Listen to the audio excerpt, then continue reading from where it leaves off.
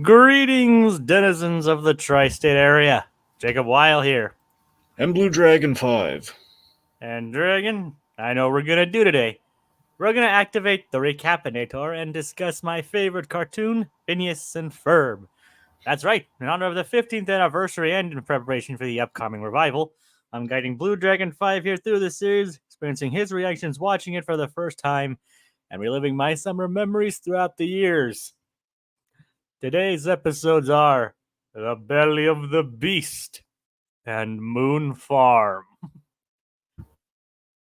So, in this first episode, it lives by the old adage, relies on two basic bits of knowledge, Dragon. That sharks are cool and robots are cool. Right? Yes. And so, naturally, it combines them into both. So, how are you coming down on The Belly of the Beast? Well, who doesn't love a good Jaws parody? I mean, good point. This one was like Jaws meets Moby Dick, in a way. Pretty much. With Nick Frost thrown into the mix, too. Yep. So I take it you enjoyed this episode, then. Yeah, I thought it worked. Yeah, you gotta admit, I said, it lives by the adage, robots are, it's basically common knowledge, right? Sharks are cool, robots are cool, put them together to get something even cooler. Yep, I mean, look at James and the Giant Peach. Yep. Oh, yeah. So speaking of robots, Dragon, you want to tease something we're doing within the next few days? Well, you know the old, Jacob, I think you and I both know the old adage about, Yeah. chicks and giant robots. It's like you dig giant robots, I dig giant robots, we dig giant robots, chicks dig giant robots. There you go. I think that's, Oh, yeah. let's just say there's an anniversary coming up that we've been looking forward to. Other words, nice. Yeah. So keep an eye out for that, folks. Sarah, why are we doing it streaming on a different day? Dang it, Carl, they're allowed to stream whenever they want. Well, let's just say there were some extenuating circumstances that had to be pushed back to today. Yeah. But we don't need to go into any details regarding that. So let's get into the episode. So it is Harbor Day in... Oh, guessed it correctly, Dragon. Yes. So, yep, we're covering Megas XLR. Yeah, looking very forward to it. Oh, yeah. I'm right. We're going to actually try. This is only tentative, but we're planning on doing it on the 1st. So, which is the actual 20th anniversary. So, look forward to it. So, it is Harbor Day in Danville, So, what did you make of this whole festival of Harbor Day, Dragon? Well, it does add some vindication, especially given the month that we're in, that, Sally Brown from the Peanuts was right. There was a Harbor Day after all. Do you remember the Arbor Day special? Do you? I don't think I've seen the Arbor Day special. Yeah, so at the top of the Arbor Day special, which is really good, no one ever talks about the Arbor Day special. The only Peanuts holiday special that didn't deliver was the New Year's one to me. I was the only one that just didn't hold up. I haven't seen that one either. Yeah, here's the thing. The only thing from the New Year's special that's worth talking about is that's where we get War and Peace from. So that's good. But even that has like that big plot hole of like, wait a minute, did only Charlie Brown get War and Peace? Is the rest of the class not do the reading? Like, how did they do the report based on the dust jacket? We don't answer these questions. At least the movie kind of addressed that he chose War and Peace. Yeah, that's what I'm saying. The movie's a lot clearer. That's what I'm saying. The movie just they took like the one element from that was important. They took the okay, we're gonna kind of represent all the specials in one way, shape, or form or another, like a little nod. So we're gonna take War and Peace, which we got to put in there because no one else gives a crap about the rest of the New Year's special. Leo's Toy Store. Yeah. Anyway, but the Arbor Day special, which is really good, it's basically where they turn the baseball field into they plant all the trees and everything into Charlie Brown's baseball field. So it leads to quite an interesting game. But the whole premise, like Sally, she has to do a report on Arbor Day because she screwed up in class. We're in class, you hear like the womp womp womp womp womp, and she's like, "Oh yes, it's the Harbor Day. It's when all the ships, like all the ships are in the harbor and we celebrate." And she gets laughed at in class and everything. So the moment I heard Harbor Day, that was the first thing that sprung to mind. Like, oh, vindication for Sally. Good, good. There was a Harbor Day after all. How many years late, though? Yeah, it's a lot of decades. Yep. Poor Sally. Anyway, yeah, poor kid. Which, fun fact, on Apple, there was a new Arbor Day special. Well, it's an Earth Day. They modernized it. There was an Earth Day special that is really cute. That features that Sally's kind of the star of. Oh, nice. Yeah, that's the thing. They've been trying to highlight the kind of like what the Muppets are trying to do right now. Apple, they've been trying to highlight our other Peanuts characters aside from Charlie Brown. I mean, for decades, it's always been, it's Christmas time, Charlie Brown. Basically, all the Peanuts holiday specials are reminders to Charlie Brown. Like it's Christmas, Charlie Brown, or it's it's a Charlie Brown Thanksgiving. It's either egocentric or it's a reminder. Yeah, or well, it's more of the fact that Charles Schultz didn't like the name Peanuts. Yeah. It's more that than anything else, but yeah. Sure, you're right. But the point being, though, they're trying to change that right now. You're giving specials to Franklin, Lucy, Sally, and and who knows who else next. Apple's been doing a lot of stuff with Peanuts lately. God bless them for it. They've been doing great work with them. It's been a major turnaround since that. The happiness is a warm blanket special they did ways back. That one fell really short. Anyway. So Sally vindication aside. Yeah, so Sally vindication aside, Danville Harbor Day, basically a big excuse for an awesome shark reenactment. Yep. So what is it? So speaking of which, like the song about how the people drove the shark out to sea. It's kind of funny how it's like one lyric actually includes something entirely true about sharks. It's like, though technically a vertebrate, they're cartilaginous, which is technically true. Yeah, basically cartilage. Yeah, but then the next lyric points out so close that you can see his molars and incisors, which sharks do not possess. Yeah, they don't. So one thing true, another thing that was false. Well, to be fair, sharks have so many teeth, you don't know what else is in there. I know, and I don't think a lot of people want to find out. To be fair, they probably swallow a lot of molars and incisors from the victims, so they're technically in there. Maybe it's just up to interpretation, song wise. It's like, well, it's not inaccurate. Yeah, I guess so. They didn't draw it; they just sung it. Yep. Anyway, so basically, we get the tale of these. It's basically the sharks are mischievous versions of Jaws. Only the ending, the women drove them out with pots and pans instead of smile, you son of a Well, yeah. Instead of basically blowing it to bits. Yeah. Which, to be fair, even the book didn't do that. That was just the movie. But still. How did the book do it, by the way? Well, if I remember correctly, I think the book just we just drove the shark away. I think that's how it went. Like we just drove the shark away. We didn't kill him. So, which is essentially what I think they're not maybe homaging here. Is again, the book Jaws did not die a glorious Hollywood death. Probably not with pots and pans, though. Oh. No, not with pots and pans. No, just I forget if there was. I don't think there was an explosion period, but something. I think maybe they speared the shark and ran away. Maybe, but I don't. I could be conflating with the episode of Hey Arnold with Big Caesar. I don't know. Or Steely Phil punching the shark in the cartilage. I don't think I've seen either of those. Oh, really? Not of Hey Arnold. No. Oh man, those are two really good episodes. I don't doubt it. Well, honest. The first one more than the second one. The second one's fine. I'm just saying the second one has this more like it basically builds to that shark moment. But aside from that, it's like it's old people getting ready for the old Iron Man competition. That's pretty much all that episode is. But it involves someone punching a shark. Yeah, like Grandpa Phil. He actually punches a shark.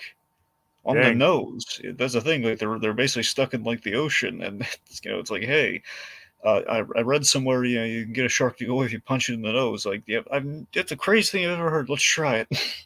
I still can't believe that the same guy who voices Homer Simpson voices Arnold's grandfather. And Castellaneta, baby. Oh yeah. Cast iron Castellaneta. That's what they called him in the old Iron Man competition. No, they didn't. But imagine if they did, though. It's even more amazing that Craig Bartlett and Matt Groening are brothers-in-law. That is really nuts, actually. Yeah. It does again a little Simpsons connection there, though. Yep. I mean, Craig's married to Matt's sister, Lisa. So. Yep, he's married to Lisa Simpson. Yes, technically, her namesake anyway. Does she even play the saxophone in real life? That I do not know. That would be really impressive if she learned. Like, it'd be pretty cool, but I'm not sure. You have to assume for one Halloween, like she and her brother like dressed as like Bart and Lisa. Just one Halloween. That would be pretty neat. Anyway. But yeah, so they basically explain what that's all about, and of course, they talk about how much lamer the shark keeps getting year after year. And this year, who should get roped into doing the shark but Buford and Baljeet? Yes. with like literally like wearing like a fin and a tail and the shirt that says "Shaw Arc" on it. Yeah, the shirt part was the funniest aspect. Initially, I was thinking, okay, it's just gonna be two shark fins, but like, no, God, it's like the arc thing. Oh God, it's not. That's not one saying "Shaw" like "Shaw" and then "Irk." No, it's like "Shaw Arc." Yep. Oh God! So of course Phineas and Ferb are not impressed with that. So of course, what do? They make their own. I got to admit though, there was an unfortunate line we saddled Buford with. Like, and which was like, I can poop in the ocean. You're not going to, right? Can it, dweeb? Yeah, that's. It was unnecessary. Yeah, it was. Yeah. Look, we have to ding Dan. Look, if we don't tell Dan and Swampy, where their follies were, they're not going to learn for the revival. Is that Time Dragon? No, I was throwing it out there in premise. It's not rant worthy. So not yet then. No, it's just like a little word of wisdom. We do this because we care. Yeah, we care. We're not, we're not kicking Swampy while he's down. We're not doing that. No, we're not holding his glasses over his head saying "Do better." We're not doing that. If anything, he knows better than us. Well, of course he does. See, you know how we know you know how we know he knows better than us? How do we know? Because he has essentially a statue of it, like a maquette, a giant maquette of Heinz Doofenshmirtz in his house. It's from a Disney park. Yeah, I showed you that. The Imagineers gifted it to him, basically. Exactly. That's how we know. Bob Meyer knows what he's doing. Oh yeah. They don't just give those to anyone. No, I mean, like, they're like getting, it's like the old like World Showcase, mm-hmm. And they're like, do you want it? And they're like, he's like, okay. Do I? And now it's hanging over his fridge. Yep. Or just technically standing over his fridge. Yep. Which is pretty awesome. You got to admit. And he calls his fridge Norm. Would you like a refreshment? It's private. Okay. All right, Dragon. I thought you didn't want to talk about the body horror episode anymore. Well, that was a refreshment. That was the least horrific part of the whole body horror thing. Oh, yeah, okay, I'll give you that. It's like so. Anyway. So naturally the boys decide to build their own giant mechanical shark. Yep, no, not giant mechanical spider. This is the cousin of the giant mechanical spider. This is the giant mechanical shark. The shark, which you gotta admit is a pretty awesome control scheme. As Ferb like does all the movements for the shark. I love that part of it. I love he's in like the little kind of armature with the control arm with the shark. Yep, it's like a whole body control. Of course, poor Ferb though. He got saddled with that though. For all we know, he's probably into it. Well, sure, but you know what happened there. Phineas would never subject himself to that. He's gonna make Ferb do that. When you look at Phineas, he's got eyes like doll's eyes. You look at there's nothing behind there, but just like his will, just he's imposing upon his poor, mute brother, his pure, mostly mute brother. Sorry. Well, technically, Ferb doesn't speak in this episode. Yes, because he's too scared to say no. That's why. He saw, Phineas he didn't even say anything. Phineas just held up the shark costume and Ferb bowed his head and he put it on. He was strung up and he was forced to be an animal. It was like that movie Tusk. He was put not into the walrus suit. He was put into the shark suit. Well, at least he wasn't turned into a shark.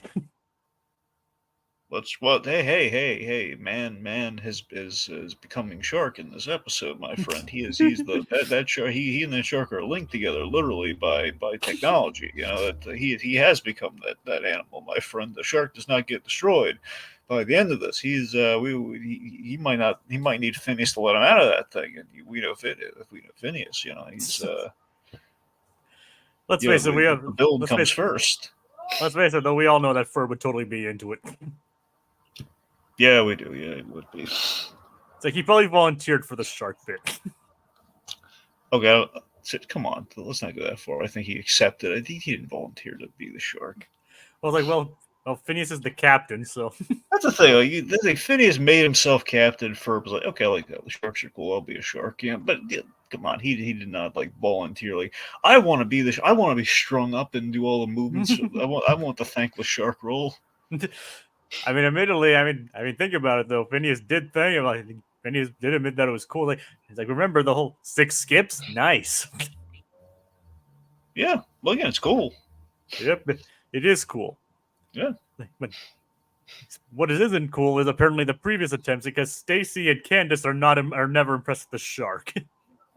It's like it's always as Stacy puts it, it's always so feeble. Okay, so my favorite part of this episode is the parallel to the making of Jaws. Of course, I love the story behind the making of Jaws, and it's the idea of the shark was the big gamble. The production just would not work for the life of him. So this episode is like Spielberg's, it's his wet dream of a giant mechanical shark that works on the water. Yep, he's like, that's the main reason why you rarely ever see the shark. You just imply its presence. I really would have loved to have seen Spielberg's live reaction to this episode. That would have been amazing. I don't even know if Spielberg's familiar with this show. Well, I mean, he's got a boatload of kids. At some point, one of them might have watched Phineas and Ferb. It's possible. I mean, he's... I mean, I don't doubt it, but I'm just saying he is a busy guy. So even if he did watch this show, or familiar with this show, I don't know if he knows of this episode. Right. It'd be cool. It would be very cool if he did, though. What year was this episode? 2011. I don't know. I mean, Spielberg's probably working on something, even if it's in the production. He's working on Lincoln. He's, it's like, I need a distraction from Lincoln. What are you watching, son? Oh, Phineas and Ferb. Oh, it's the shark episode. Look, hey, hey. It's like, yeah, it looks very familiar. Yeah, Daddy tried to cooperate with one of those sharks. Never did. He never. Although I don't think his kids were that young when he was making it in 2011. Just spring a leak. Yeah, you just have to spring a leak in all my fanciful whimsies, don't you? It's like, sorry, Dragon. Okay. I mean, look at us. I mean, who knows? For all we know, look at us. I don't know how old you are, but I'm nearly 30, and I'm talking about this show here. So, who's to say that he didn't watch it on his own? Let's not put Spielberg's kids in a box here, okay? I'm just saying, maybe they did watch it when they were. Maybe they have great taste. I mean, look who their father is. Of course, they have great taste. Well, obviously, Dragon. Their dad is Steven Spielberg. Yeah. I mean, how many people can say that? Well, apparently about 6 other people. Yeah, well, that's still not a lot. No, I mean Spielberg has 6 other kids. I know. I'm just saying. Still not a lot of people that can say their dad's Steven Spielberg. That's true. Wonder how common a name Steven Spielberg is. You have to imagine other Spielbergs out there. So I'm going to name my kid Steven, so you get all the praise, all the royalties. Well, on paper. Yep, it's like. Are you Steven Spielberg? Okay, you get some Jaws residuals. There you go. He's like, you're younger than I thought you'd be. Yes, I am. All right, All right, let's see. so as the boys lower the shark into the water, somehow it only splashes Candace. Which is a good running gag. It's like, okay, how did that only hit me? It's like she's not even angry; she's just more confused. Yeah. It's like the universe is against her, Dragon. Someone should make a movie out of that. Yeah, you'd think they would by now. Yeah. Oh well, they'll learn. Like, who knows? Maybe we would cover it. That's just crazy. Well, You're delusional, Jacob. Just wake up, man. Wake up and smell the road. Not like it's ever gonna happen. I don't know what you're thinking. Yeah, silly me. Yeah. Talking about, what do you think, this is a multiverse? What do you think, there's like a universe out there where we covered it, and then why on earth, if we covered it, then why would we be covering all these episodes? Think, man, think. Anyway, we're just gonna move on. I apologize for my host and his flights of fancy. He has no idea what he's talking. We're just gonna move on. All right, so it's like, so basically, this time Candace seeks an outside source to help bust her brothers. In this case, the captain. Yeah, so the captain here, Captain Kidd, I guess. Well, technically, his name is Captain Squint. Okay, Squint for Quint. That's really good. It's like, yep, Swampy confirmed it, but it was never mentioned in the episode itself. Do you think just Swamp was just really clever in the moment, though, or do you think it actually was named Captain Squint? I mean, it could, either one's likely in this scenario. Okay. I mean, remember, Swampy is the one that came up with the backstory for Marty the Rabbit Boy and his musical Blender. Yes. Which is something he just came off the top of his head after he saw the drawing. He's like, oh, that's Marty the Rabbit Boy and his musical Blender. Sometimes Swampy has really on days. That he does. What about like all the stuff that Captain Squint says all the shark has done? It's like, doesn't give a seat for little old ladies on the bus. I love that Candace is like hurrying him on the boat, but she seems to actually be listening to the story, at least to some degree. She's like, yeah, sure, yep. Which again, I think he's on the money until he just gets to this whole thing of like he won't give up his seat to old ladies on the bus. It's like, he drives alone in the carpool lane. He threw poor Timmy down the well. Yeah, threw poor Timmy down the well. I mean, man, sharks are jerks. Yep, like, so that's what happened to him. Like, the one time that Lassie wasn't looking, Timmy actually did get thrown down the well by it, but this time not by any person, by a shark. What do you think? Do you think Timmy's is the original throw down the well? Do you think Timmy climbed his way out of the well, and then the shark was there just waiting for him, like the SNL shark, just waiting for him, and then tossed him down the well? It's like, yeah, that probably is what happened. Okay. So let's see. So man, what's going on a certain Jay? We should go crabbing right now. It's like, well, let's just say Perry, I think Perry, as you can see, was also in the mood for Harbor Day and had a hat with like the old timey sideburns. And then it turns out Monogram filled his lair with water in honor of Arbor Day, which in reality was just their plumbing backed up. Just trying to put a happy face on Carl. So it's just Carl. You know what that means. Dang it, Carl. Yep. That's it. So, Dragon, I'll leave it up to you this time. As a Carl, there's just a number of ways to put a positive spin on it, and you just wrecked it, Carl. You just wrecked it. And you're out. You're out in your ear, mister. So we're gonna need to find. Let's see what Carl would also make this mistake, just blatantly saying, there was a sewage leak in our nice Alka lair, and who would put the correct positive spin on that? Okay, so I think Carl from SpongeBob, he's gonna put the positive spin on that. I think as long as it's within the book. Yes, so long as it's in the book, which it absolutely is. Oh, yeah. That's it. Which Carl would just have no social graces at all here. Probably the minion in this case.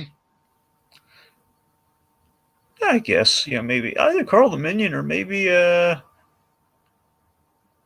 don't know, maybe Carl from The Simpsons, maybe. It's like he'd make you think he'd just blow the cover of it. I think he'd say it by accident. It's usually like he and Lenny. Just after Lenny has his line, and Carl will say, "Oh, actually, it's this." It's like, dang it, Lenny. All right. All right. Well, either way, like Doofenshmirtz on a crab boat. Yeah. So It's like, so Doofenshmirtz like traps Perry in with a bunch of crabs, which Yep. is surprising considering he doesn't actually get snipped by the crabs. Hmm. And Doofenshmirtz, what is Doofenshmirtz's plan this time, Dragon? well, I gotta be honest. His plan is not remotely evil. It's like corner the market on saltwater taffy. Yeah, which I mean, it's not illegal. I was like, well, he's also trying to promote tooth decay. Still not illegal. It's well, I mean, look, the candy business, when good, that's the end goal. I'm afraid. Well, as long as the person who owns the candy store isn't secretly a dental themed supervillain. That's true. Yes. God, how great was that night brace premise, man? That was a good idea. It was like, who would ever suspect the candy store owner to be in charge, be basically a brace themed supervillain? And do you remember what his weakness was? Saltwater taffy. Exactly. See, this whole tooth. Yep. I was like, see, I was right. I was right to bring Night Brace into this. Absolutely. So my favorite thing with Night Brace is that he can throw like the brace like a batarang, like a boomerang. You know, you can throw it and it'll come back to him. Yeah. The funny thing is, like, though, obviously, dental health is actually a very good thing. Yeah. But in the terms of kids, like, kids don't like to brush their teeth. True. So he's evil. So it's kind of like the opposite of this. Like, he's trying to make them have tooth decay. But this is where we get into the thing here. Doofenshmirtz, I mean, it's like, you know, like the big companies here. It's like it's an evil on a corporate level, where it's like a nicotine company almost, you know, or it's like the tobacco company, you know, where it's like, okay, so we have a very dangerous product out there, but it is like people don't have to do that though. They don't have to buy it. There's like a whole marketing gimmick, mind you, but it's like still, it's like, you know, it's like it's very well documented, and you just tell like hacking up a lung and everything. This is bad for you. So you know, like by all means, do it, but do it at your I guess at your leisure, knowing like it's almost like an alcoholic in recovery. Just this whole thing of like, you know, you can't basically be a point where an alcoholic will admit that they're an alcoholic, and then it'll be a thing of like you'll never drink again without knowing that it's bad for you. Essentially, that's the thing. So it's like, okay, here's a fun product, okay, candy. It's good, but in moderation. Okay, just you know, you eat it, you know, sparingly to the point it won't cause tooth decay. So the Doofenshmirtz's evil is only a higher level here. Where, okay, so he's not doing anything evil, but it'll be taffy that's so good people will definitely want it, and eventually will lead to tooth. That's faith in a good product versus evil. Do you actually like saltwater taffy? I mean, look, I've had in a pinch only when I don't have my lime Tootsie Rolls. I've tried lime taffy. Yeah. I would prefer the Tootsie Rolls. I mean, in a pinch, if I were desperate, I would go with the lime taffy, but I do not really go for taffy. Yeah, fair enough. Next, we'll probably talk about this more in the next episode, but is there such thing as like lime ice cream?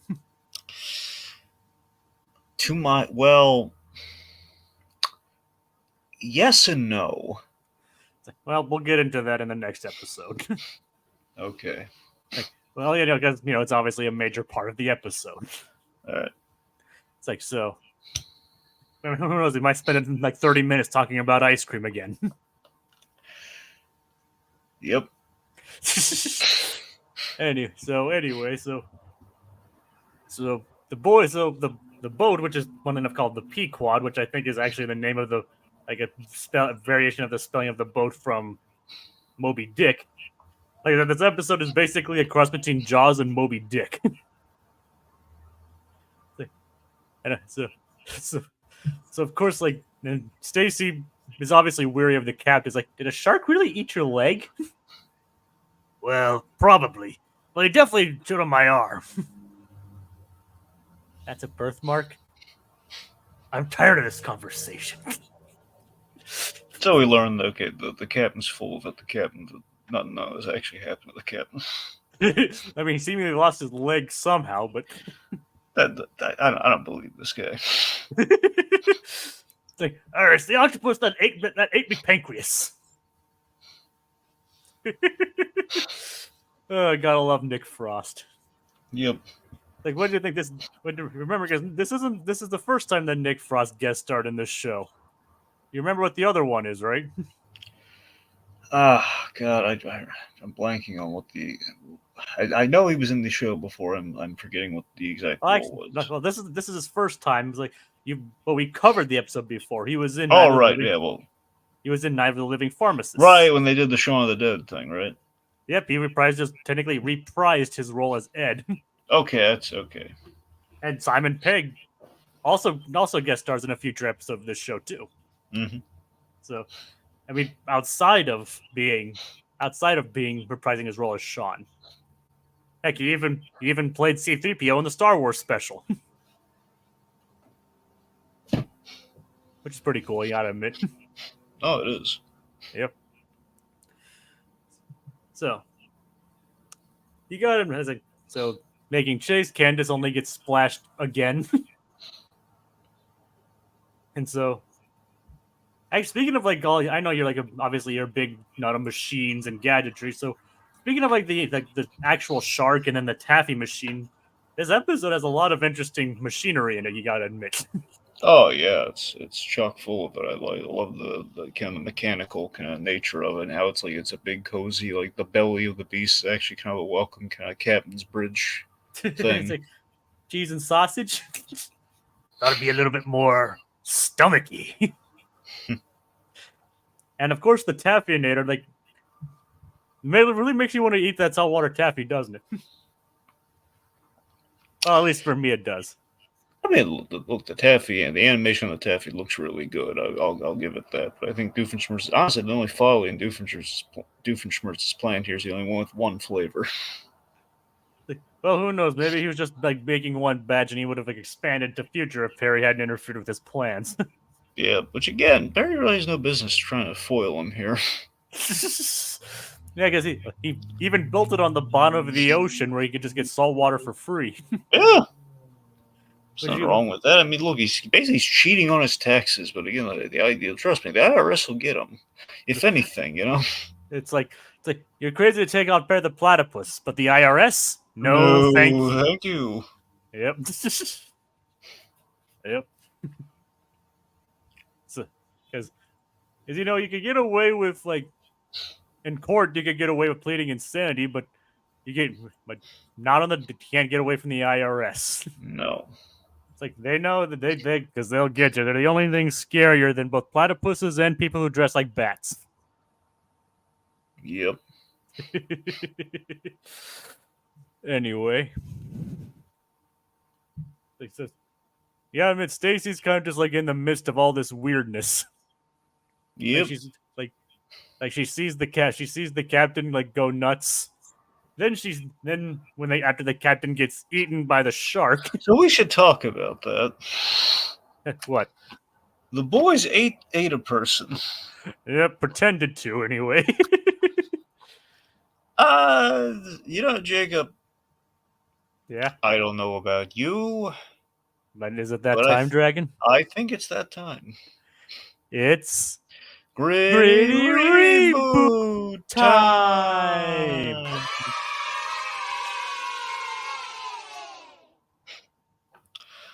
Okay, so it's kind of sick and wrong that the boys, the reenactment or no, they took a big chance. They ate this guy, and it's very, as far as Candace knows. I mean, like we saw, like he lost the leg when he was eaten.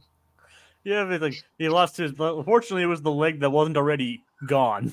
Emphasis on fortunately. Okay, there's no way they could have gotten that exactly. Okay, they lucked out. They lucked out of a lawsuit on that one. Okay, like I know the gag is like, okay, so he's eaten, but he's he's eaten and he's welcomed, and they give him a good reception there. It's like which funnily enough was from the cheese and sausage that he himself gave them earlier. Yeah. So it just seems like, again, it's a little psychotic that they're going around eating people as the shark. Yep, and Again, it's a so shark with big mechanical teeth. so where I'm exactly not saying does it's like them making a shark and then doing the reenactment without telling anyone. So that's kind of kind of sketchy. kind of sketchy here, and this is where we get into the gritty part of the reboot here. Okay, one, just any number of ways can go wrong. Like, hey, Ferb, you don't have to talk. Just let me monologue to you, Ferb. Ferb, let's go around and let's not just like give this giant shark that we made to people so they can do the reenactment. No. Here's what we're gonna do. We're going to go around and we're going to find anyone on the sea, and we're going to attack them like Jaws. Be a menace, and we're going to eat some people. But they'll be fine. They'll be in here. There's no way this could possibly go wrong. Oh, look, there we go. It's like, Ferb, wait, you're going too fast, Ferb. No. Ferb got a little too zealous as the shark. Yep, and it's just like, whoa, what's all that red water, Ferb? Oh, I got Ferb, no, I knew I should have piloted the shark. Why did I let my ego get in the way? Oh, what will Isabella think? Will she visit me in prison? Oh, no. Well, then Ferb has to worry about Vanessa visiting him in prison. Oh, the Ferb's going to get away. He's crafty like that. He'll get away. So he pins it all on Phineas then. But exactly, one of two things is going to happen. Ferb's either he's going to get away, actually get away, or he will, Ferb will sing like a canary. He'll probably do it in song too. He'll probably in song, testify against his brother. Oh God. Yeah, that's disturbing. Yep. So yeah, that'll be the gritty reboot again. Like if things just went horribly, and the boys actually answered for this very reckless act. Yep. Anyway, so yeah, I don't know how that would go. Yep. Also, I guess on a side note, the gritty reboot. We have Doofenshmirtz and Perry, like caught in the taffy. And they never get out. Yep. Well, yeah, Doofenshmirtz is like, he's a shark runs into him and just blows him up, and Ferb could have saved him, but he didn't. True. Literally, well, at least we're gonna both go out together, and just Perry's swam off. They just left Doofenshmirtz to deal with the giant metal shark. And Vanessa's gonna have to identify the body, but it's gonna be like, there's so much taffy. And then like, what happened to him? And then Ferb just whistles innocently and just walks away from Vanessa. It's like, I'm gonna find the shark that killed my father. And then Ferb just shrugs like, oh. And then Ferb's just like, all right. Yep. No. Here. Oh God, here's what happens. Okay. Oh no. Okay. So Ferb has this one line of the episode, which is like, "How did this happen? Oh, my poor father! A shark did." Ferb, do you know anything about this? And he pulls out of his pocket like, taffy. Oh God. Way to rub it in. Way to rub it in. This tastes familiar, huh? Oh God. Tastes somewhat evil. That's a bit disturbing. Yep. Look at it's gritty, Jacob. I know. The gritty reboot time. Anyway, enough nightmare fuel. Back to the episode. Yes, like still not as nightmare-inducing as the body horror from last week. No, and that's what they get to. They start all this. They know what they're doing sometimes. Yep. We're just showing how far they really could have gone. Yep. Here's some comments. Like, Since Kelly Who's a part of this show, I feel like asking how you feel about the rumor for her playing Lady Deathstrike again. Well, I'm pretty sure it's not a rumor. I mean, it's like it's been seen. Like, all right, it has been. Well, I mean, look at this way. We see Lady Deathstrike is in the trailer for Deadpool and Wolverine now. I mean, it looks a lot like Kelly. It's from a distance. So, I mean, there's a chance it might not. I don't understand why they would do that, not get Kelly Who. And, she's really cool about this sort of stuff. So, I'm pretty sure it's going to be Kelly Who, but I don't know 100%.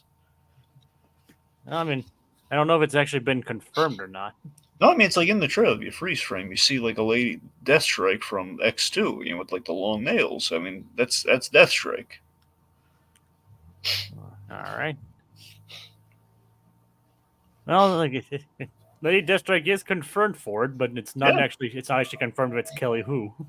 That's the thing. You're right. That's the thing. I mean, it's not an up close look at her, but from a distance, it looks pretty much like her. But you're right.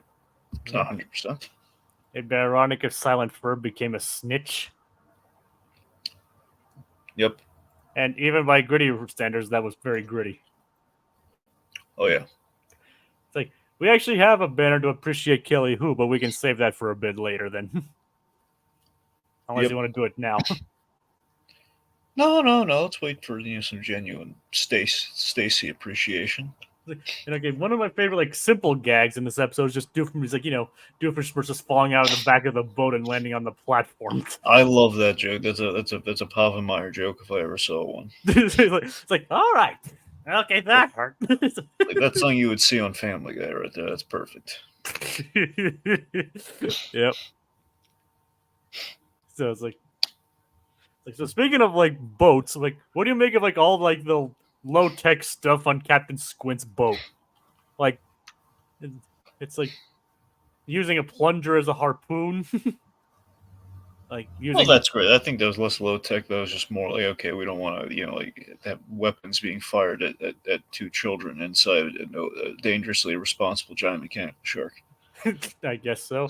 And the fact that the buoys he fires at the shark are rubber ducks. Okay, that I love because that's a reference to the yellow barrels from Jaws, but it's a much more friendly, softened version of Jaws. Like no harpoon guns, it's toilet plungers and then the rubber ducks. It's adorable. It's like rubber ducks? Are you serious? Does a penguin fly? No. I'm tired of this conversation too. I'll harpoon the beast. That's a plunger. Yeah, I mean, I don't know if that's exactly the reason why, or if it's just because it's funny. Probably more just because it's funny than anything else. Well, both. I mean, it can be both. I know, but I guess I didn't want to show a harpoon piercing a giant metal shark with small children inside. Yes. With small children even if one of them is deranged and the other one is silently is a silent accomplice. Oh God! You're starting to go down this road that Phineas is a psychopath. I mean, again, you've seen him freeze framed. Yes, I have. There you go. That doesn't mean he's a psychopath. No, it doesn't mean that. But it's an odd coincidence that half the time we look at these stills of Phineas, there's a couple that we can't use because he looks demented in them.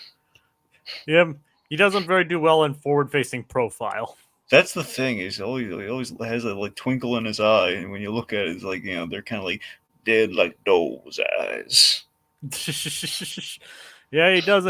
Ferb's design works better facing from the front than Phineas's does. I mean, let's be honest. Okay, Phineas was floating or swimming on his back. He would look like a shark, man. Come on. He'd be coming at you. He kind of would. What does that say about him, man? That man's that's guy is cold as a shark. I mean, he's not cartilaginous, though. Well, he's got cartilage in his big nose, so his big fin in this case, so Yeah, but his entire body isn't cartilaginous like a shark's. Thank you for that, Jacob. I never would have guessed. Oh, thank you. You're welcome. Yep. Okay, so Stacy's about ready to call it quits. Candace, meanwhile, goes Ahab. It's like she puts on the hat, like, Stacy, I'm tired of this conversation. Yep, which is priceless. And then the hat just gives her like a whole power trip, and Stacy's marveling at it. This is kind of where the episode starts kicking into overdrive on a little bit. And you know what? I changed me mind. Yeah. Stacy, when she brings out all those plungers, I'm gonna pretend these plungers are new. It's like, I found more harpoons, and I'm gonna pretend they've never been used. That is deserving of some Kelly Who appreciation. Kelly Who appreciation. Just want to take a moment to appreciate Kelly Who indeed, Kelly. Kelly. No, not Gene Kelly, the other Kelly. The second best Kelly. Oh, yeah. Who may or may not be in Deadpool 3. It may or may not be. I'd like to think she is. I would like to think so, too. Yeah, because the world needs more Kelly Who. Also Sandro, but Kelly Who particularly. Yeah, but we're getting a bit of Sandra recently. Yeah, she's in the Sympathizer right now. Oh, I didn't know that. Yeah. I'm just going to say this, ridiculously attractive in the Sympathizer as well, but that's neither here nor there. All right. To be fair, she's always ridiculously attractive, but I'm just going to throw that out there. Anywho. Kelly Who. Yeah. Well, Kelly Who as well, but I was thinking Sandro. I'm just saying, he said anywho. I was like, well, what about Kelly? Yeah. Or I think that's worthy of. I still have that sound effect from times like this. Okay, let's try it again. Anywho, what about Kelly? Sure, why not? Yep. So thank you for all that you do, Kelly. Yeah, we need someone needs to do someone needs to splice together like Kelly Who dancing with Gene Kelly. So it'll be like all together. You can say it's a clip, and the entitle of the clip, Gene Kelly Who. Said, oh, Gene Kelly was this. Oh, Gene Kelly. So he's like, Gene Kelly Who? Oh, let me tell you. So Gene Kelly, and he's basically going to talk all about Gene Kelly and just not about the girl. Yes, but you're not telling me who's Kelly. That's Gene. Like, who? Kelly? No, why are you getting it all jumbled? Yeah. So this won't be the only Kelly Who appreciation moment we ever do. No. Because we'll be seeing more of Kelly. Who? Exactly. Okay. Kelly Clarkson's in there too. She actually does appear in like a single episode, but that's an entirely different story. But I think he means in the line of Kelly's to appreciate. I know, but I'm just saying technically she does guest star in a future thing on Phineas and Ferb. Okay. I know what he meant. And it sounds like Dragon doesn't trust Phineas. Look, I don't, in still form, I don't trust Phineas. All right. Look, in still form and for the purpose of the gritty reboot, I don't trust Phineas. Yeah, we've turned him into a kind of like a psychopath. Well, to be fair, almost in all these gritty reboots, we've turned almost all the characters into psychopaths. I mean, pretty much. I don't think there's a character we haven't turned into a psychopath at this point. I don't think we've turned Linda necessarily into a psychopath. We've made her more indifferent and callous, but that's about it. Yeah, that's the thing. I'm not a psychopath, though. I think that's fair. Like, we've made Phineas and Ferb out to be like they intentionally make Candace seem gaslit. Yeah. So what exactly? So what are we gonna do? I guess keep doing it. Exactly. All right. Okay, let's see. So, again, we have Candace as Ahab. You're probably wondering, why are we making so many Deadpool references during this Phineas and Ferb? So, well, I'm going to tell you. Okay, the old man in the sea was literally in the credits, entirely spelled out and written out in the Deadpool No Good Deed short that played in front of Logan. Again, those two crossing over in a cinematic landscape. Really? Yeah, you didn't know that? No, not about the old man in the sea. Yeah, in the credits, like they have like this whole thing, like the old. I don't know if it's necessarily the whole story, but essentially a long parable to the Old Man in the Sea. It's like literally talks about the Old Man in the Sea in the credits of Deadpool No Good Deed. It goes by like that, but it's in the end credits. Huh. Yeah, So there is a connection here. yeah. So Deadpool and Wolverine and Old Man in the Sea. It's all relative. And of course, the only thing I remember from that short is like, nice suit, zip it, Stanley. That's great. You can just tell like Ryan Reynolds just loved saying that line. Yep. Like, zip it, Stanley. Yeah, it was good. Yeah, it was. Yeah, and sadly, it was kind of like the next Stanley cameo would be like a graffiti on a building. So it was like that was kind of like the last like Deadpool interacting with Stanley, kind of like that was like a proper Like, Deadpool and 2 sort of cameo of sorts. and then when they did the Once Upon a Deadpool or whatever, they slightly edited to have the graffiti say R.I.P. underneath. Yeah, which was nice. Yeah, I wonder if they're gonna do anything like that and any reference it in Deadpool and Wolverine. Well, I'm gonna say this, Jacob. I mean, the Marvel movies have kind of stopped doing that sort of thing with Stan Lee. Sadly, these days I they've kind of. I know it's kind of sad. So, but if anyone would do that though, it feels like the Deadpool Wolverine would be the one to kind of like interrupt that and actually do like a little working like a posthumous Stan Lee cameo. But Liefeld's getting referenced. Liefeld's a reference in the trailer even. So by that logic, we don't. I don't. I mean, Given those are two characters that have nothing to do with Stan Lee I know. necessarily, it's a question of. But then again, we had to stick Stan Lee in the first Deadpool movie when he didn't really have to be at all. So I don't know.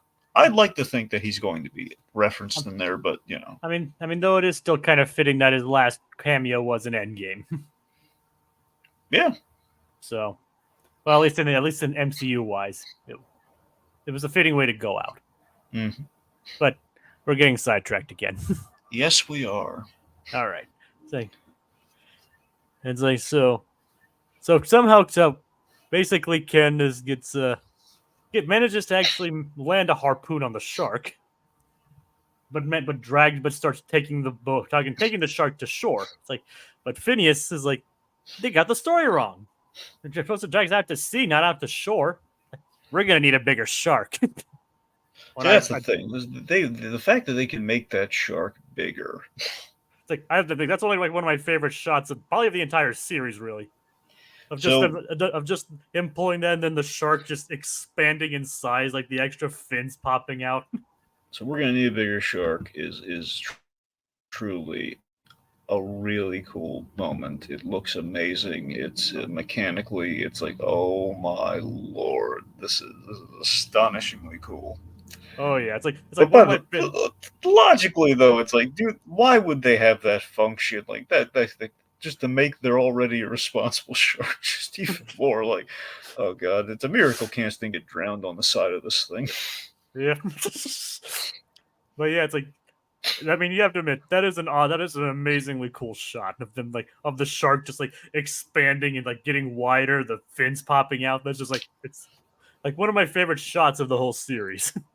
I gotta say, mechanical sharks are cool when you have like this, and then you have like the stop motion mechanical sharks from James and the Giant Peach.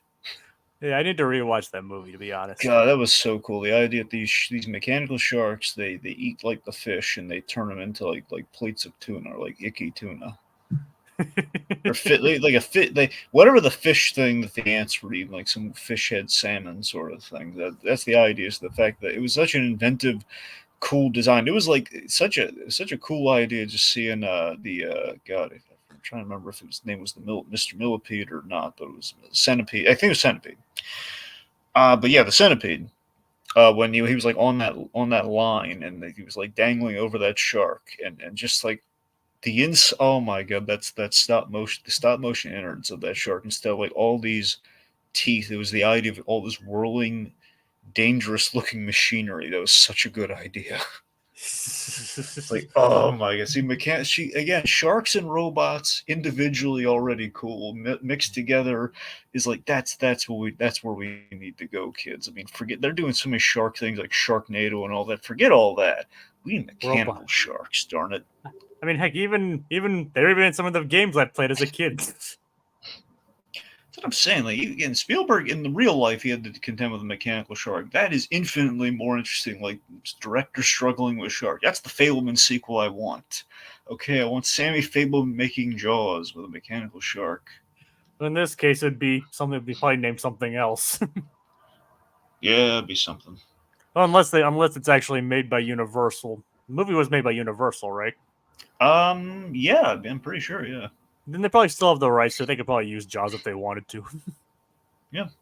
So, all right. So awesomeness of robotic sharks aside. Anyway, so let's see. So all this happens. You know, we have our collision between the shark and the Doofenshmirtz plot. It's like after the machine goes haywire because of the whole of them accidentally knocking it down, they get caught up in like this whirling torrent of saltwater taffy, which ends up affecting the surface. I wonder how this is affecting the surface water. It's leading to this big stormy current, which is great. Oh yeah, it's a very the end of this episode is like really cool. Oh yeah. And anyway, so then it kind of gets the gum, not the gum, taffy's like attached to the shark, and it gets essentially right when like, hey mom, check this out. Anyway, so then look at this shark. And what about the fact that Candace, as we see here, gets herself accidentally strapped to the shark? We already talked about that.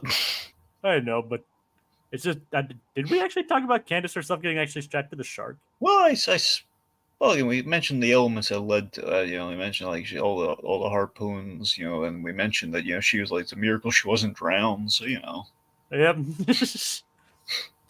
But it's like her like banging on the side there. I'm gonna get in there, Phineas and Ferb.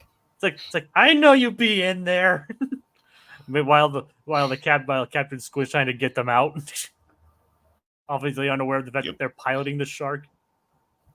But as it turns out, it's totally fine when they get back. It turns out they actually built him a brand new leg.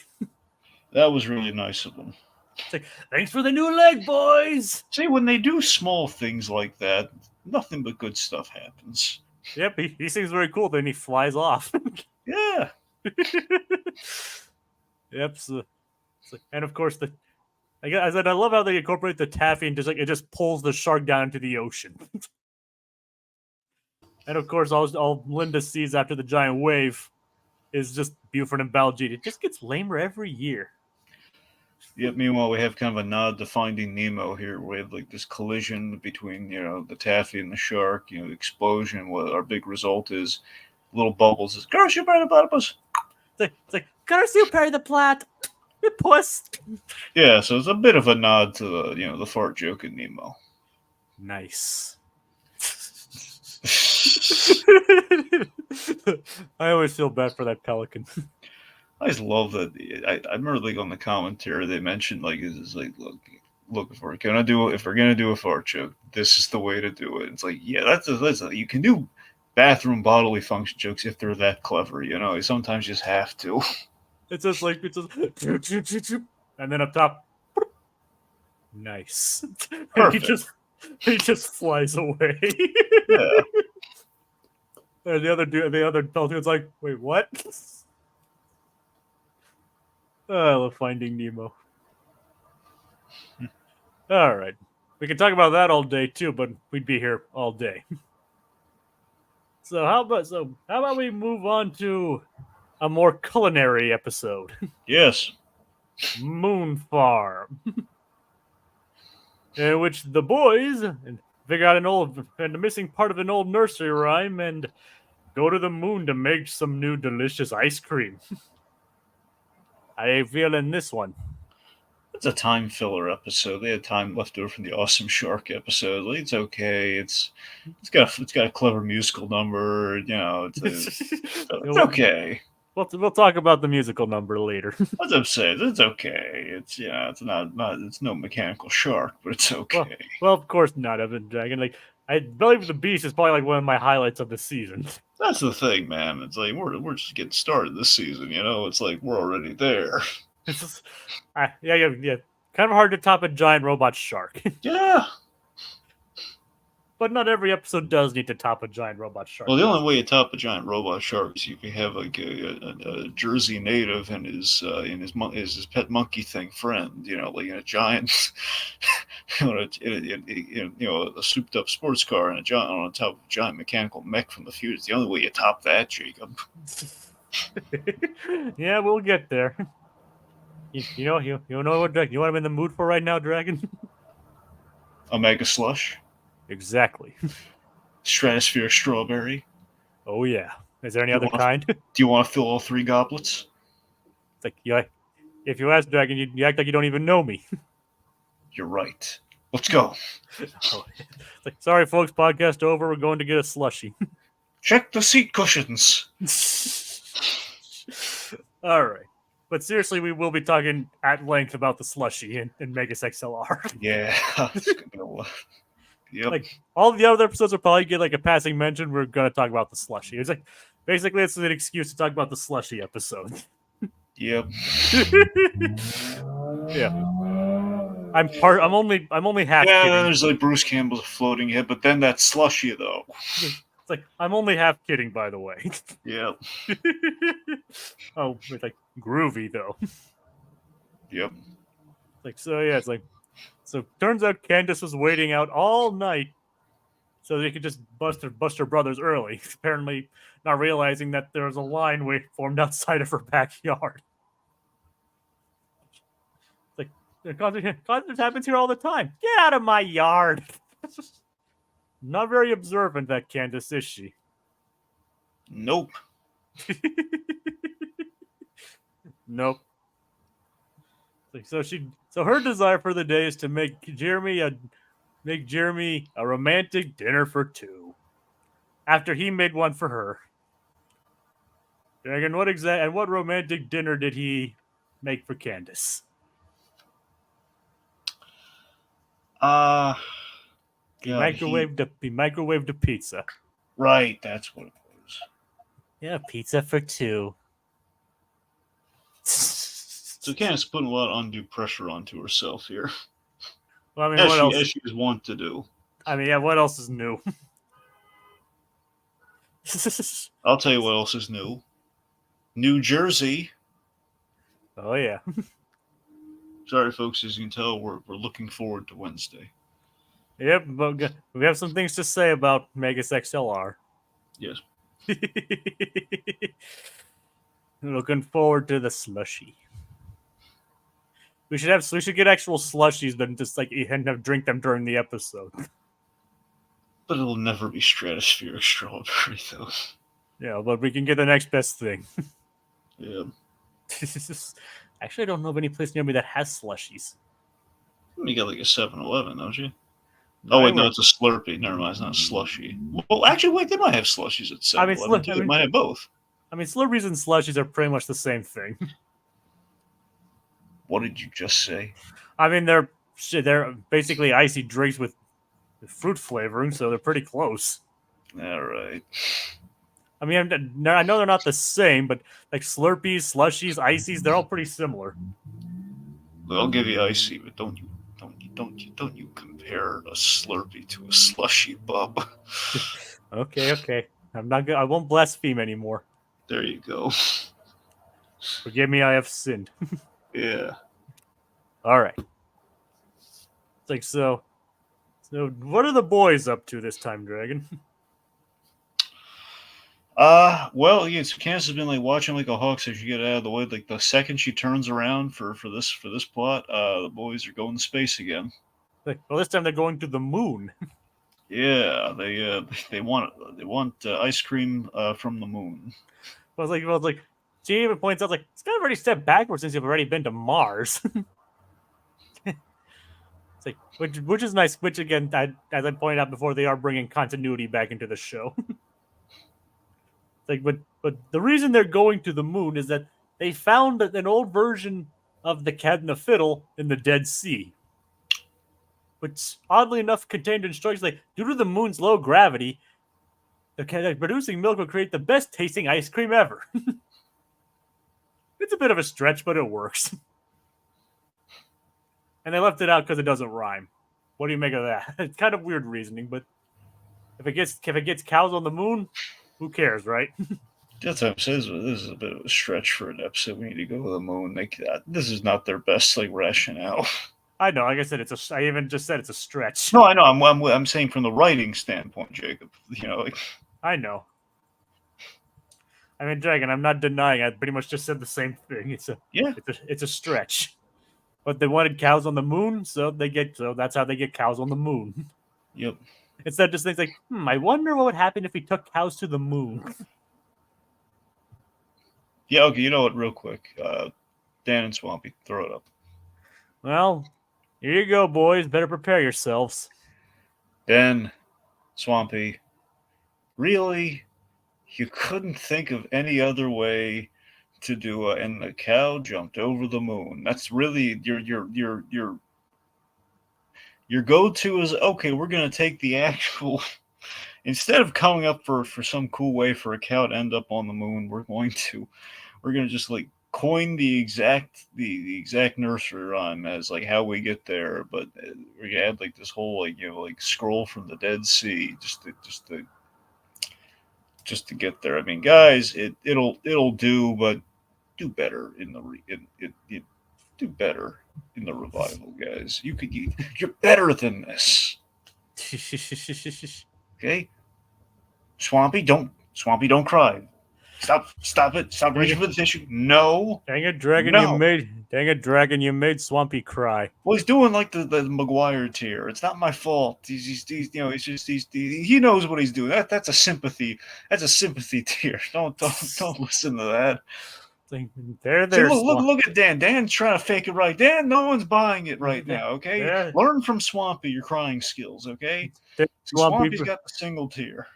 Dan, Swampy, forgive my associate here for his rudeness. Anyway. It's like he doesn't know how to be... He lacks tact, you see. See, if anything, Dan could learn from Swampy for his crocodile tears. See, because Dan's crocodile tears, they don't work at all. I mean, look at him; you can tell he's like a few moments away from doing a Doofenshmirtz, wow, like a fake cry. Anyway. So the boys head to the moon, and they take some cows with them to the moon. Yep. Along with Buford, Baljeet, and Isabella, who technically appearing in this episode and for some reason credited, she does not speak. If she's just there and doesn't say a friggin' word. This does remind me of... So recently, because of all the X-Men stuff going on lately, I rewatched because of all the X-Men stuff going on lately. Yeah. I rewatched all the commentaries for Wolverine the X-Men. The reason I did that, the commentaries are hilarious. Wolverine the X-Men. Because Craig Kyle is awesome, and Craig Kyle he actually works close with Kevin Feige. Because basically Feige put him in charge of, at least for a while, he was in. He might still be in charge, but not of the new stuff they're doing on Disney Plus, but all the other stuff. Honestly, frankly, I don't know. He might actually be in charge of some of the animated stuff. But Craig Kyle, he's kind of like basically he works under Feige for all those stuff, and he is hysterical. And the guy behind Hulk vs. Wolverine, so I love him. Anyway, he and his merry band, Greg Johnson, basically the two guys developed the show, and their head writer, Chris Yost, who again, and Chris Yost, they worked on the Hulk vs. Wolverine and Hulk vs. Thor. And Earth's Mightiest Heroes. And Earth's Mightiest, that's what I'm saying. It's like those kind of like the trifecta there. Anyway, so they worked on Wolverine the X-Men, and basically there's this gag they kind of pointed out in the last episode, the big 3-part ending, and they kind of called it out that if you're not hearing the other X-Men, basically the secret to how they were able to seriously, Wolverine the X-Men has, until the recent Genosha episode of X-Men 97, the Wolverine the X-Men show might have the record for the most X-Men, most mutants in an X-Men show ever. because they worked in like 60 to 70 mutants, possibly. I don't. That's what their estimation is. It might be a little under, but there are a lot of background extras that are like mutants from the comics. And because of that, like the secret was, like, how do we get so many X-Men in the show? Well, they don't all speak. That's how. They don't have to pay the actors. So sometimes, like in the climax, like part one of like the finale or something, like all the non-essential X-Men, like they will show up and they will help in the effort, like, the search effort of somebody, but they do not say a word. So those voice actors were off that day. So it begs the question. Well, I guess Isabel's voice actress was non-essential that day. They want to pay her. She didn't show up. Well, the thing is, she was credited for this episode, though. I know, which is weird, though. That's the thing. I guess they just wanted to give her a free payday in this case. I mean, it's entirely possible that she recorded some dialogue and they just decided not to use it. Sure. For all I know, that was just fine. That's fine. Okay, forgive my whole aside was completely pointless. Jacob is right, and I agree with Jacob is right. That's actually a really good point. I didn't consider. Okay. All right, well, that's kind of a rarity for you to say. Well, you were completely right. I think you're right. I know. I'm just saying you don't say that much. Well, do you need a lot of praise? I mean, no, but I'm just saying it is nice when I get it. All right. So, I've agreed with you before. I know. You're just saying you just don't say Jacob is right that much. Yeah, you're right. Well, there you go. He said it again. Yeah. Okay. All right. Now. Okay. Happy? Yep, I'm happy. There you go. Okay. Like, so, anyway. So meanwhile, apparently, Doofenshmirtz has been up to something, and in order to sneakily get into his building, they installed a central access threshold door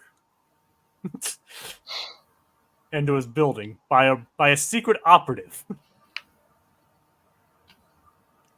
Who's the operative, Drake? Who is the operative, Jacob? Carl. Like, oh, I'm an operative now. We're still not gonna pay you, Carl. Which is just great. Yep, and it turns out he didn't even do that good of a job, considering he put it on directly on Doofenshmirtz's front door. And labeled it Secret Cat Door. Do you think Doofenshmirtz would even notice it then? Nope. Probably not. But that still doesn't stop him from getting trapped. And what is different about Doofenshmirtz this time, as opposed to how he usually is? Well, Doofenshmirtz is green. Again, not all of them, though. Only everywhere except his thumbs. Yeah, so this is of all the dumb Doofenshmirtz things. So he's green because he's an idiot, not realizing that the turtle green thumb is an expression.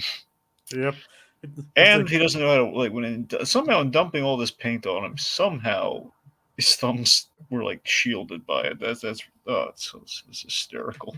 Yep, it's like he's jealous of his neighbor's plants, and the fact that he can't grow on his own. So he tries to give himself a green thumb. So naturally to do so, he gets some green paint and pours it all over himself. Which, as you do when you need to have a green thumb. I mean, plants are more receptive to people who are green. Right, Dragon? Yep. I mean, look at Hulk's garden. Yeah.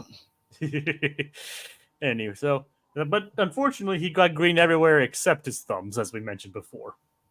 And only after it's like, not metaphorically, like, oh, it's a metaphor. Oh, now I feel like an idiot. As that didn't occur to him sooner. So how exactly does his plan go, Dragon? Alright, so Doofenshmirtz has built essentially a dehydration-inator? Moisture suckinator. Moisture suckinator, yeah.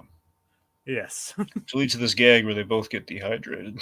It's like, well, he fires it on the plants first. Nothing seems to happen, and there's a reason for that. And then he ends up firing on Perry, and then Perry fires it on him. And they basically have this fun animation beat where they just get really slow and dehydrated.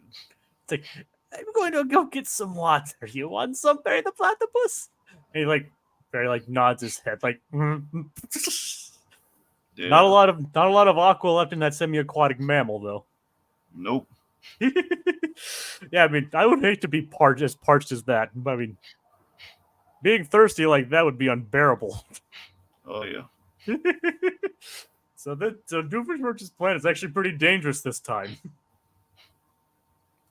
Well, I mean, to be fair, he's had that inator just for. It wasn't like for widespread evil. It was just literally to dehydrate his neighbors. I know, but the thing about it, he could technically use that to dehydrate people, though. He could, but he's not. I mean, it's an inator with a very express purpose, though. I know, it's like the specific purpose of ruining his neighbor's plan.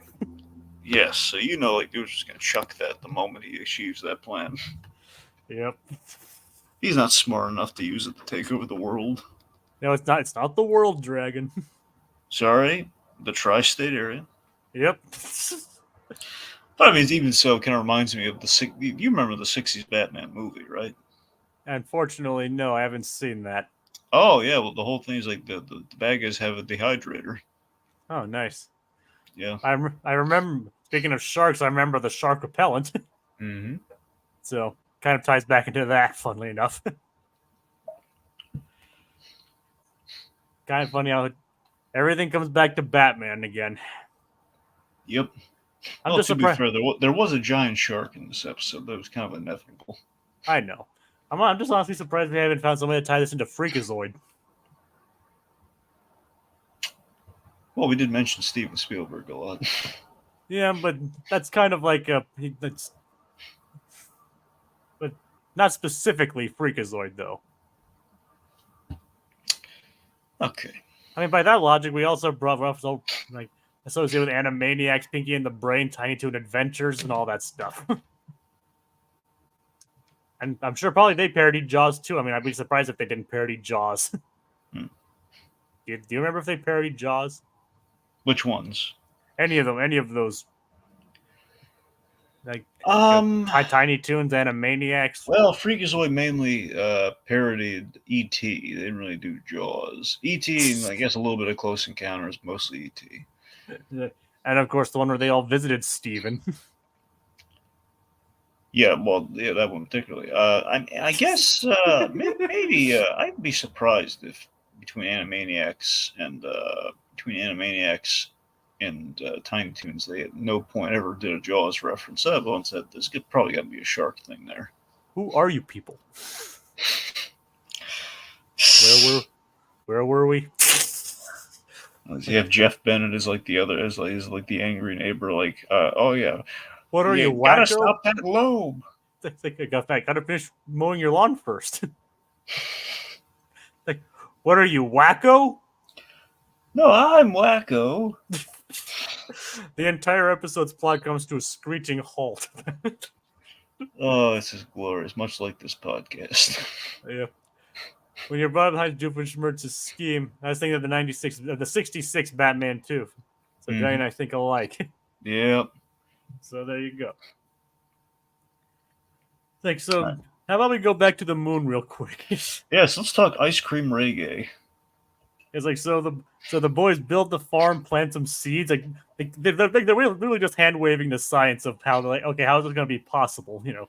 I mean, it's like here's the weird thing: if you watch a show like For All Mankind, they do actually explore the whole like ice on the moon thing and how that actually is possible and everything. So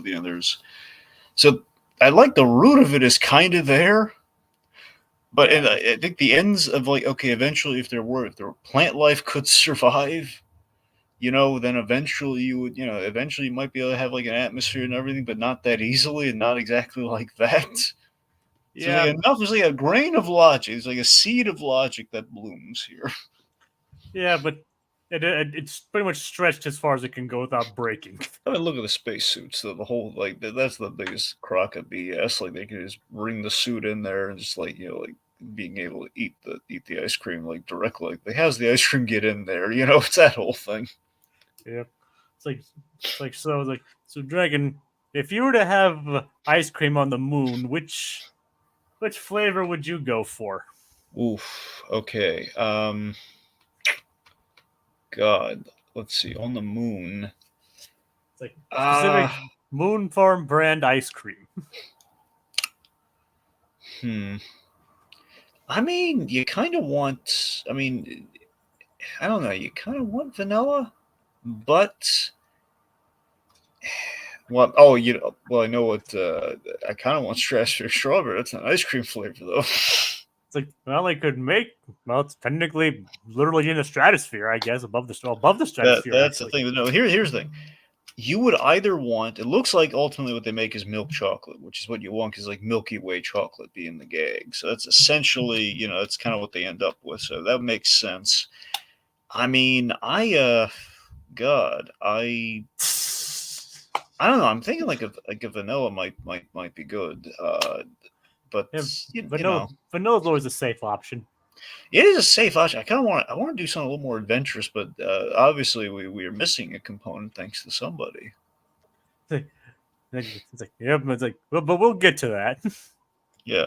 So I don't know. Flavor wise, I mean, I like the maybe if they can do like a Cinnabon flavor, kind of the cinnamon bun flavored ice cream, which that does exist, by the way. I have it at Cold Stone, but it only comes like seasonally. So I used to work at this place called United Dairy Farmers. Every summer they have peach ice cream. I'll say there's an option there. I mean, it's. I never ate it myself, and it actually had chunks of peach in it. I'll give you one, like butter crunch ice cream, but without the crunch. And I'm saying it's a real ice cream. I'm saying that's how I would modify it on the moon, though. There's no crunch. And what about the lime ice cream? Okay, so the lime ice cream is kind of a thing where so there are the all natural fruit technically they're kind of like ice cream bars, but they're essentially popsicles, but they're not crystallized like popsicles, so they're kind of creamy. I have not seen lime ice cream myself in person. I honestly would be surprised if it doesn't exist. That's the thing. I'm really thinking it doesn't exist, Jacob. I mean, that's the thing. If you want to be technical, there's like the all natural like Outshine bars, which are terrible because it's just boring. Do they make okay? What about lime sherbet then? I mean, I have not. I would like to try lime sherbet. I have not seen lime. I think there's lemon sherbet. I've not seen lime sherbet. I mean, that's what I'm thinking. There's lemon ice cream and lemon sherbet, so why not lime? Is there lemon ice cream though? I think so. I think I've seen it before. I don't think it's common, but I have seen it. I mean, there's banana ice cream. Yes. Yeah, there is such thing as lemon ice cream. Just gonna go on a quick ice cream tangent here. Like, maybe I should save it for the next episode. No, I'm gonna save that for the next episode. It's their Quantumania trailer all over again. Yeah. Where we literally had like a 30-minute conversation. Like, okay, what flavor would this character like? It's like that's because of all the flavors that Baskin Robbins had. Because Baskin Robbins finds out. They always find out. Yep. It's like, so we had literally a 30-minute discussion on ice cream.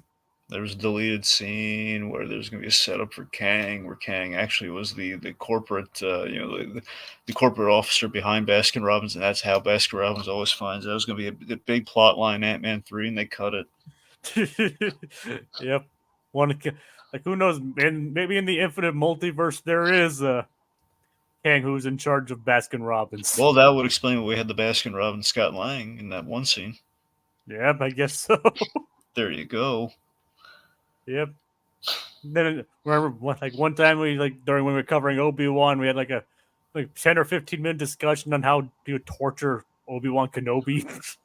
How Vader would torture Obi-Wan. Remember that one time we talked about all the other tangents that we had? Yeah, like this one. Yeah. Jacob, yeah. Yeah. You know who I blame for all this? Me. Well, you know who else I blame for all this? Who? I blame Baljeet. Okay, so this was okay, so I don't actually blame Baljeet for this whole Rocky Road thing, but I found it hilarious that Baljeet is getting into an argument with the reggae ice cream singer. With Dan the Reggae Man. Yes, which is Dan Poppmeyer. Of course. It's like doing a reggae voice. It's just like close to his like blues voice and just Doofenshmirtz voice. Yeah. So that was just hilarious, and like Phineas saying, like, "Hey, stop arguing with the soundtrack, Baljeet." he started it. He absolutely started. But this is all the punishment I wanted exacted on Baljeet in season 1 is happening this season, but it's too late. It's like we left the marshmallows at home. I blame Baljeet. Like, hey, what do you mean you blame Baljeet? Well, it's beautiful. This is like, hey, leave me out of this. Like, we're on a limited time here. Baljeet, can you please stop arguing with the soundtrack? All right, so that's great. Meanwhile, Baxter again, Candace trying to cook something special for Jeremy, and animated Jacob helps him out. Yep, Irving, who's acting as mission control for the boys. And it's questionable. It's a question of how good a job he's doing because it seemingly he is. Here's the thing: the first instructions that Phineas relays through animated Jacob, aka Irvin, to a large bowl. a large bowl. So that one he does get wrong. It's like they're doing the old game of telephone kind of thing, where he's getting the instructions wrong and he's telling them. But it sounds like you really like ice cream. Yep, we do like ice cream. Yes, yes, we do. We just really like food animation, just in general. We can also like ice cream. I know, but ice cream, food animation, ice cream is food, so. Okay, so, but yeah, so yeah, it's a question of like, is he getting everything else right though? Because he got the bowl wrong. Clearly, there's no second guessing. You get the bowl wrong. Yet everything else. Which is funny because they still ended up with a bowl anyway. I mean, I think logically they had to have a bowl, so I think it was a bowl, and they also additionally threw in the bow in the bowl. Like bleated eggs, a big bow, like a large lamp, which isn't which there's not even food in there, barely any food in there in the first place. Yeah, and again, it seemed like okay, instead of lamp, it should have been lamb instead of bleated eggs, beated eggs, and all this sort of stuff. Yep, and then like instead of 350 degrees for an hour, Stacy deduces like if you're coming in 5 minutes, that means we cook it for 5 minutes at 9,000 degrees. By the way, I've asked about that sort of thing with like the Thanksgiving turkey. It would never work. Yeah, but it's not usually a good idea to adjust the cooking time. Yeah. So miraculously, it's like they take it out of the oven, and somehow it's a live action lamb cobbler, which feels very SpongeBob. Well, I mean, keep in mind who created the series and the director of the episode. Which is my point. Yeah, considering both the creator and the director of this episode both worked on SpongeBob, it's a lot. It makes sense. Yeah. It's lamb cobbler, and it's beautiful. Which Stacy's like, how can that be? We didn't even put lamb in it. Very much feels like a photographic meatloaf again. My favorite. Holographic meatloaf again. I wonder what holographic meatloaf tastes like. Light. Probably. Tastes pretty light. It's a light meal. Yep. I mean, well, keep in mind, he is a plankton. Yep. So think about it. Plankton do photosynthesize. Yeah, there you go. So technically, it's a filling meal. Oh yeah. The light yet filling meal. Oh yeah. Okay. But so he's in the mood for a Krabby Patty though. Speaking of in the mood, animated Jacob Irving. It's like so, ladies. Once you're done here, how about you say you and I would go? Okay, we'll put a pin on it then. Jacob, how could your animated counterpart be hitting on Candace and Stacy like that? I mean, look, we all know. You know what time of the episode is? It's time for Irving to take part in a little. In a little what? Well, appreciation for something, Jacob. Like, Okay, for okay, a go little. get it. Kelly Who appreciation. Yes, we all appreciate Kelly Who. Apparently, Irving really appreciates Kelly Who. Anime, I guess you can say animated me has a thing for older women. Yes. There's nothing wrong with that. Nope. Yep. Yep. There you go. Is that it? Well, I don't know. It's like, like in general, anything you want to appreciate about Stacy in this moment? No, I mean, like technically, Stacy didn't really do anything in that episode, in that scene. Well, I mean, the episode as a whole, Jacob. I mean, I get it's like somehow she was able to help Candace make lamb cobbler without putting any lamb in there. Yeah. So apparently something either one of them did resulted in lamb cobbler. Had self-righteous flowers and everything in there. And roses seem pretty stuck up to me. All right, let's go pick some roses. There you go, Stace. Yeah. Atta who? Kelly. Who? Exactly. Okay. So yeah, Irving's trying to lay the charm on Phineas's older sister. And it goes as well as you can expect. Then she just closes the door on him. Yep. You know what? I'm going to direct this at you because he's not here, okay? Okay. Jacob, animated you, Irving, a.k.a. I'm going to tell you this. Okay. We've been waiting forever for these two crazy kids to get together, and you try and drive a wedge into it, like a whole moment in Paris, and you just had to try. What are you trying to do to the poor kids? It's like, what can I say? The heart wants what the heart wants. Oh, what the heart wants, what the heart wants, eh? Yes. Enjoy that door in your face, boyo. Anywho. Kelly. Not Kelly. Other. Yeah. Her cousin Annie. Anywho.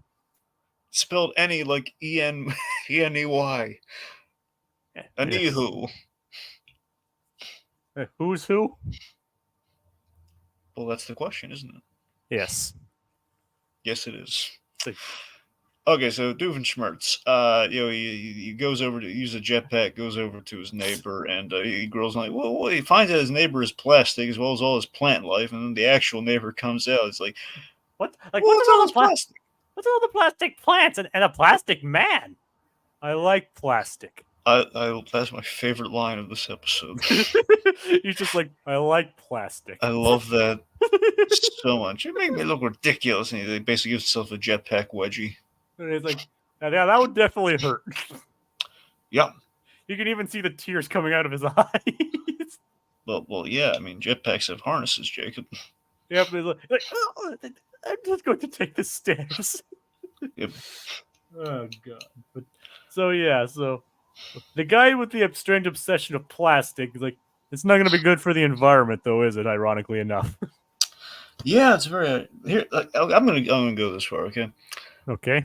I'm on the plastic. Well, again, I think the plastic neighbor is weird, but aside from that, the plastic plants. I mean, the plastic plants I get, but the plastic man. Okay, the plastic man. That's some Dahmer level stuff we don't need to unpack here. But it's a bit excessive. Yeah, it is. It's he's. I don't want to think about what he's doing with the plastic man. But regardless, the plastic plants. I mean, plastic plants are normal. They are. That's what I'm saying. I'm an advocate of the plastic plants. Like, yes, more plastic. They're going to last forever. I'm always probably women and everyone always wants to like flowers. Like, flowers do not smell good. Okay, I don't care anyone says they don't. It smells like grass. It's certain flowers smell good. Like I like the smell of lilies and orchids. But it smells like outside, though. I mean, I work outside. I don't want outside inside. I want outside. What about inside? This is what I'm saying. If you want flowers, okay, plant the flowers outside. Don't just get like the people put the flowers in the vases and everything. What's the point? It brings a little bit of the outside inside. It adds a little bit of beauty to your home. The fake flowers are going to last longer. All right. It'll look nicer. It'll last forever.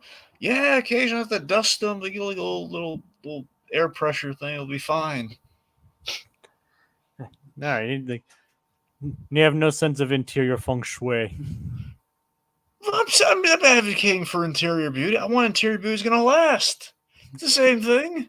You know what they say, dragon beauty is fleeting.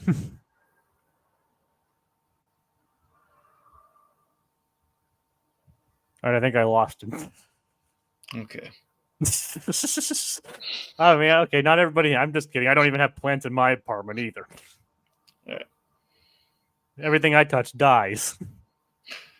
I'm just going to scooch away here. What? I'm just going to scooch away here. It's like, I mean, plant-wise, remember? I'm just talking about plants. No, I mean, like the Fairly Odd Parents gag. Like everyone like scooches away like a few inches when she says that. Everything I touch dies. Yep, I remember. Oh, Dinkelberg, you owe my wife a congratulatory hand touch. Does he actually say that? Yes. That's bad. I was like, I said I'd be surprised if he didn't say that, to be honest. Oh, Dinkelberg. It's like, hey, looking good, Turner. Dinkelberg. Dinkelberg. Anyway, so Jeffrey Katzenberg cut the cousin aside here. Is it Katzenberg? Yep, and he's have the friendly like Katzenberg, Dinkelberg. Hey, Katzenberg.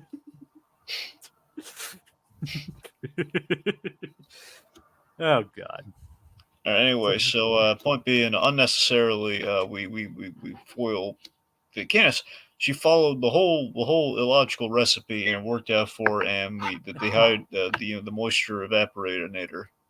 Yeah, but somehow so with the miraculous lamb cobbler, which somehow didn't have any lamb in it, gets struck by basically turns into lamb jerky. Yeah, which you know what? That's unfair. Candace didn't deserve that, man. Well, and clearly Phineas and Ferb didn't think so either, so that's why they helped her. That's a thing. I don't know. No, you're right. I'm just saying it's like I'm not blaming Phineas and Ferb. I'm blaming It's the universe, I know. Yeah. Anyway, but yeah, so she got the moon ice cream as a save. It all works out, and Doofenshmirtz is stuck in the cat door. Yep. It's like dude, you gotta not knowledge of like Phineas and Ferb, like they just like even they felt bad for Candace at that point. Yeah. They probably don't know what caused it, but they still felt bad for her. But so they just gave her some of the ice cream they made, in which Jeremy liked. Like, I love ice cream. So it all worked out. And Doofenshmirtz, as you said, Doofenshmirtz is stuck in a cat door. And what's the coup de grace? Well, Perry the Platypus puts a little "Do Not Disturb" sign on him. That better not be a "Do Not Disturb" sign. Curse you, Perry the Platypus! And of course, the credits. And we have another argument between Baljeet and the disembodied reggae space voice. Like, hey, I thought we discussed this earlier. It's in the lyrics, man. It's like so as it turns out, the disembodied reggae space voice has the thing against Baljeet. So, Dragon, do you feel somewhat vindicated by this episode? Yes. It's like you blame Baljeet, and now he does too. Mm-hmm. Except about a season and a half too late. Yeah, that's the kicker. Yeah, because remember, even in early season 2, you were a bit up against Baljeet, but yep. But he's grown on you. So, like, what about Buford being heavier on the moon somehow? Yeah, it's funny. Yeah, he's an anomaly, that Buford Van Stom. Not to mention they tried to get the cow to say moon. Not the brightest, is he? Nope. So, all right. So we didn't talk about his ice cream as long as I thought, but I'd probably just go for my standard like chocolate, like double chocolate, like chocolate ice cream, chocolate chips in it. If they use the milk to make chocolate chips, that'd be even better too. So, thank you. So I think that does it, right, Dragon? What do you think? Yeah. It's like I think it's obviously I think the biggest highlight of this episode obviously was the giant robot shark. kind of hard to top a giant robot shark. Oh yeah. But I still think the ice cream was a fun episode nonetheless. And again, as I said, we have something else to look forward to regarding giant robots coming up. Mhm. And funnily enough, also talking about frozen treats. So it's kind of funny how that all worked out, right, Dragon? Yep. All right, well, thank you, Kogias, for tuning in, or joining us live, and thank you all for watching. And join us next week for another episode of the Racap-inator. Good night, everybody. I blame Baljeet.